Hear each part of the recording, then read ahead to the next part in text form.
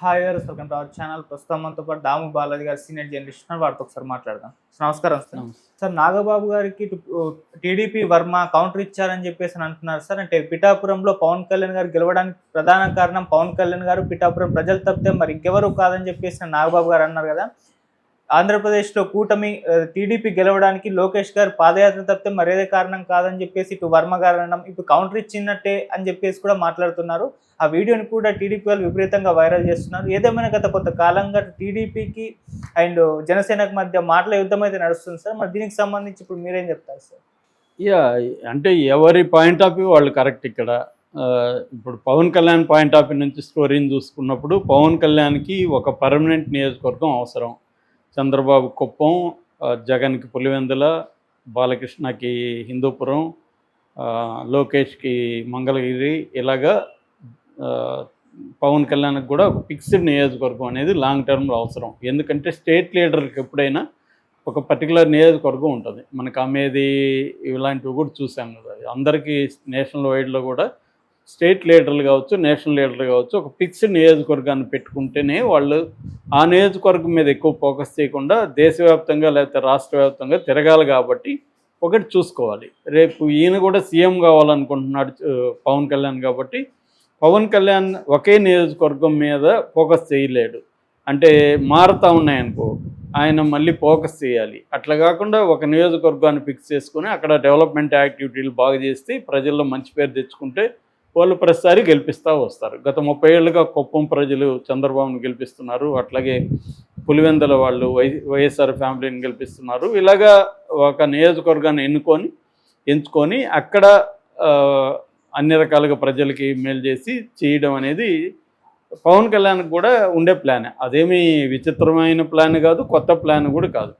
అయితే పవన్ కళ్యాణ్కి అక్కడ ప్రాబ్లం ఏమవుతుందంటే, అక్కడ ఒక స్ట్రాంగ్ తెలుగుదేశం లీడర్ ఉన్నాడు, వర్మ వల్లే పవన్ కళ్యాణ్ గెలిచాడని చెప్పలేం. కానీ వర్మ కూడా ప్రధాన పాత్ర అయితే వహించాడు. ఎందుకంటే వర్మ లేకపోతే పవన్ కళ్యాణ్ ఈ స్థాయిలో గెలిచుండేవాడా అంటే అందరికీ డౌట్ అది. సో ఖచ్చితంగా పవన్ కళ్యాణ్కి వర్మ ఉపయోగపడ్డాడు. అంత మాత్రాన పవన్ కళ్యాణ్ వర్మకి ఏదో రుణపడి ఉండాలని కాదు. అట్లా అనుకుంటే వర్మ చంద్రబాబు సీఎం కావాలని, పవన్ కళ్యాణ్ చంద్రబాబు సీఎం కావడానికి ఉపయోగపడ్డాడు కదా. కాబట్టి ఏది ఇంపార్టెంటు? చంద్రబాబు సీఎం కావడానికి పవన్ కళ్యాణ్ ఉపయోగపడమే ఇంపార్టెంట్. అందువల్ల చంద్రబాబు ఒక దగ్గర పవన్ కళ్యాణ్ గెలిపించడం అనేది పెద్ద విషయం కాదు. స్టేట్లో ముఖ్యమంత్రి కాగలిగాడు పవన్ కళ్యాణ్ వల్ల. కాబట్టి పవన్ కళ్యాణ్ పాయింట్ ఆఫ్ వ్యూలో ఏంటంటే, ఇప్పుడు అక్కడ ఎవరు కూడా వేరే లీడర్ అనేవాడు ఉండకూడదు పవన్ కళ్యాణ్ దృష్టిలో. పవన్ కళ్యాణ్ గోల్ అది. ఆ గోల్లో భాగంగా అక్కడ వర్మ కానీ ఇంకొకరు కానీ లీడర్గా ఎదగకూడదు. తనే ఉండాలి, బలంగా తన వాళ్ళే ఉండాలి.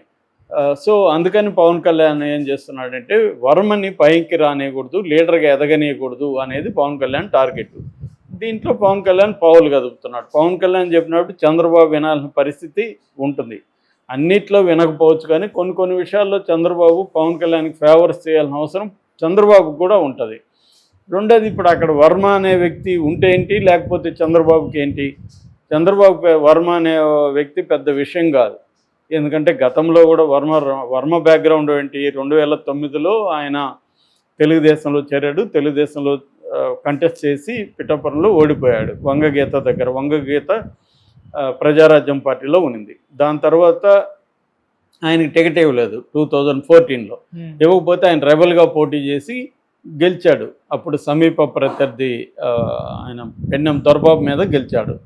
గెలిచిన తర్వాత ఆయన మళ్ళీ తెలుగుదేశానికి వస్తే వీళ్ళు ఆహ్వానించారు, తెలుగుదేశంలో వచ్చాడు. అప్పటి నుంచి కూడా 2014 గెలిచిన తర్వాత కూడా గట్టిగా ఆయన పనిచేశాడు. 2019 తర్వాత 19లో ఆయన ఓడిపోయాడు పెన్నెం దొరబాబు. ఎందుకంటే ఒక జగన్ వేవ్ వచ్చింది 19లో. ఆ వేవ్లో ఈయన కూడా తక్కువ మెజార్టీతోనే ఓడిపోయాడు.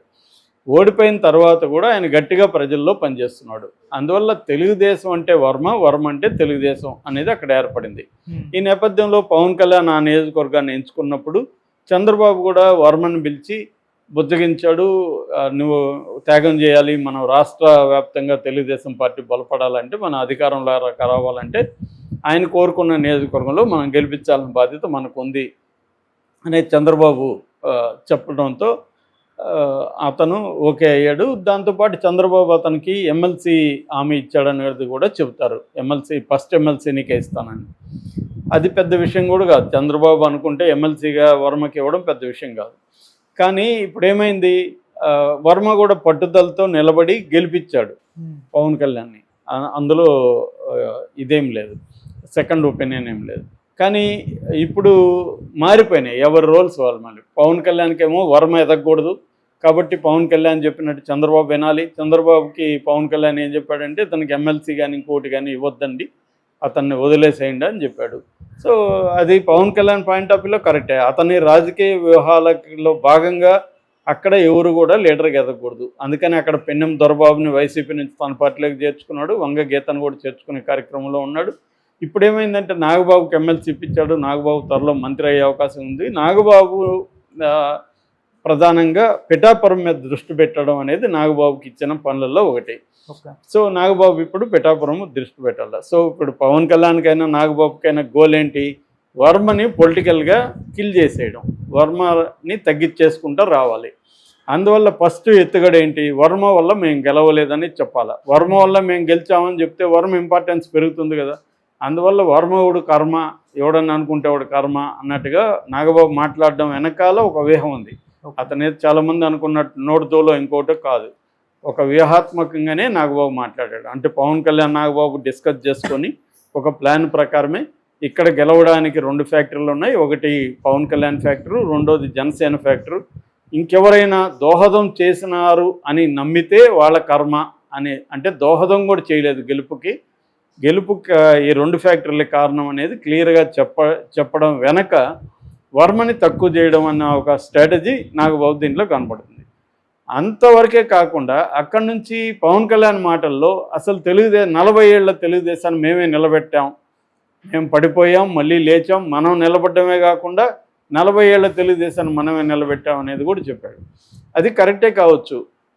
వాళ్ళు తెలుగుదేశం చెప్పినట్టు కాటాలో తూకం కోసం కొన్ని రాళ్ళు ఎక్స్ట్రా అవసరం అవుతుంది. అలాంటి వాడే పవన్ కళ్యాణ్, కానీ అతనే మొత్తం కాదు కదా అనేది వాళ్ళ థియరీ. మేబీ నేను కొంచెమే కానీ నేను లేకపోతే మీరు గెలవలేరు కదా అనేది ఇతని థియరీ. 2 కరెక్టే. కాకపోతే ఇక్కడ ఏంటంటే దేనికి ఎంత ఇంపార్టెన్స్ ఇవ్వాలనేది. సో ఏదేమైనా మైనర్ భాగస్వామి పవన్ కళ్యాణ్, అంతేగాని నేను ఈక్వల్ పార్ట్నర్ లాగా బిహేవ్ చేస్తానంటే కుదరదు. వీళ్ళు సింబాలిక్గా ఒప్పుకుంటారు కానీ రియల్ పవర్కి వచ్చేసరికి అది ఒప్పుకోరు. అందుకనే పవన్ కళ్యాణ్ చేతిలో రియల్ పవర్ లేదు. రియల్ పవర్ లోకేష్ చేతిలోనే ఉంది. లోకేషే రియల్ సీఎం లాగా బిహేవ్ చేస్తున్నాడు. ఈ క్రమంలో ఇప్పుడు వర్మ పరిస్థితి ఏంటి, వర్మ ఒక రకంగా బలైపోయాడు. ఒక రాజకీయ వ్యూహాలకి వర్మ బలైపోయాడు. సో వర్మకి ఇప్పుడు పొలిటికల్ కెరీర్ అనేది మటాష్ అయిపోయే క్రమంలో ఉంది. సో దీంతో మొన్న నాగబాబు వెళ్ళినప్పుడు కూడా తెలుగుదేశం వాళ్ళు వర్మ జై వర్మ అని మాట్లాడడం, దానికి కేసులు కూడా పెట్టించడం. కాకపోతే అది నాగబాబు పెట్టినట్టు వార్తలు వస్తున్నాయి. నాగబాబు కాదు, జనసేనలో ఇంకొక లోకల్గా నాగబాబు అనే పేరుతో పెట్టించారు. సో దానివల్ల నాగబాబు పెట్టాడని బయటకు వచ్చింది. ఏదేమైనా తెలుగుదేశం వాళ్ళ మీదనే కేసులు పెట్టించారు. తెలుగుదేశం వాళ్ళని పైకి రానియకుండా, ఎక్కడా కూడా ఫోకస్ కానియకుండా చూసుకోవడం, వర్మని ఫోకస్ కాకుండా చూసుకోవడం అనేది నాగబాబు అండ్ జనసేన అక్కడ చేస్తున్నాయి. దీంతో వర్మ రీసెంట్గా ఒక పోస్ట్ పెట్టాడు. అదేంటంటే పిఠాపురంలో జనసేన గెలవడానికి ప్రధాన కారణం లోకేష్ యువగలం పాదయాత్ర, రాష్ట్ర వ్యాప్తంగా గెలవడానికి కూడా తెలుగుదేశం యువగలం పాదయాత్ర లోకేష్కే బాధ్యత అప్పగించాలి అనే విధంగా మాట్లాడాడు. అంటే మొదటి నుంచి కూడా జనసేనను తగ్గించాలని, పవన్ కళ్యాణ్ తగ్గించాలని తెలుగుదేశంలో కూడా రాష్ట్ర వ్యాప్తంగా కూడా అభిప్రాయాలు ఉన్నాయి. అందుకని లోకేష్కి కూడా డిప్యూటీ సీఎం ఇవ్వాలనే డిమాండ్ కూడా బలంగా వచ్చింది. కానీ అలా చేసే పరిస్థితి చంద్రబాబుకి లేదు. ఎందుకంటే లోకేష్కి కూడా ఇస్తే పవన్ కళ్యాణ్ది తగ్గిపోతుంది. పవన్ కళ్యాణ్ దానికి ఒప్పుకోడు. పవన్ కళ్యాణ్ వెనక మోడీ ఉన్నాడు కాబట్టి చంద్రబాబు ధైర్యం చేసి పవన్కి వ్యతిరేకంగా కొన్ని నిర్ణయాలు తీసుకోలేడు. సో ఈ నేపథ్యంలో వర్మ మహా అంటే ఇలాంటి పోస్టులు పెట్టుకుంటూ బతకాలి తప్ప వర్మకు అంతకంటే సీన్ అయితే లేదు. దానివల్ల ఏం ఒరిగేది లేదు. దీనివల్ల మళ్ళీ వర్మని కంట్రోల్ చేసే బాధ్యత చంద్రబాబుకే ఇస్తారు. సో ఈ ఫ్రస్ట్రేషన్తో వర్మ రెబల్లాగా మారి